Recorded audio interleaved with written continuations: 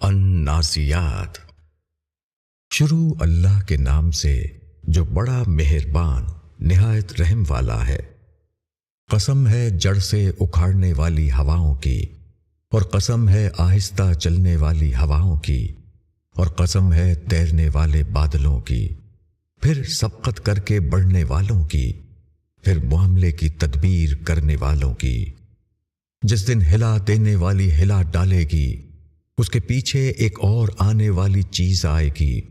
کتنے دل اس دن دھڑکتے ہوں گے، ان کی آنکھیں جھک رہی ہوں گی۔ وہ کہتے ہیں کیا ہم پہلی حالت میں پھر واپس ہوں گے؟ کیا جب ہم بوسیدہ ہڈیاں ہو جائیں گے؟ انہوں نے کہا کہ یہ واپسی تو بڑے گھاٹے کی ہوگی، وہ تو بس ایک ڈانٹ ہوگی، پھر یکا یک وہ میدان میں موجود ہوں گے۔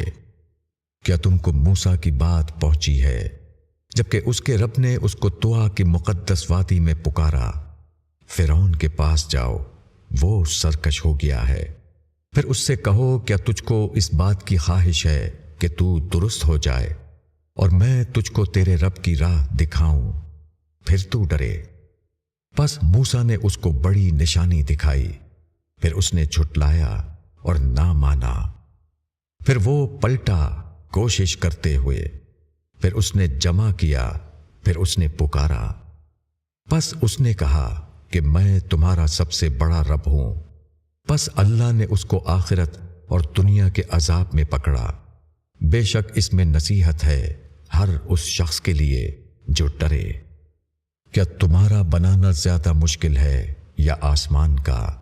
اللہ نے اس کو بنایا، اس کی چھت کو بلند کیا، پھر اس کو درست بنایا، اور اس کی رات کو تاریک بنایا اور اس کے دن کو ظاہر کیا، اور زمین کو اس کے بعد پھیلایا، اس سے اس کا پانی اور چارہ نکالا، اور پہاڑوں کو قائم کر دیا سامان حیات کے طور پر تمہارے لیے اور تمہارے مویشیوں کے لیے۔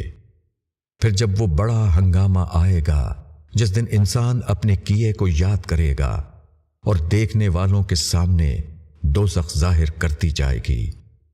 پس جس نے سرکشی کی اور دنیا کی زندگی کو ترجیح دی تو دوزخ اس کا ٹھکانہ ہوگا، اور جو شخص اپنے رب کے سامنے کھڑا ہونے سے ڈرا اور نفس کو خواہش سے روکا تو جنت اس کا ٹھکانہ ہوگا۔ وہ قیامت کے بارے میں پوچھتے ہیں کہ وہ کب کھڑی ہوگی؟ تم کو کیا کام اس کے ذکر سے؟ یہ معاملہ تیرے رب کے حوالے ہے، تم تو بس ڈرانے والے ہو اس شخص کو جو ڈرے۔ جس روز یہ اس کو دیکھیں گے تو گویا وہ دنیا میں نہیں ٹھہرے مگر ایک شام یا اس کی صبح۔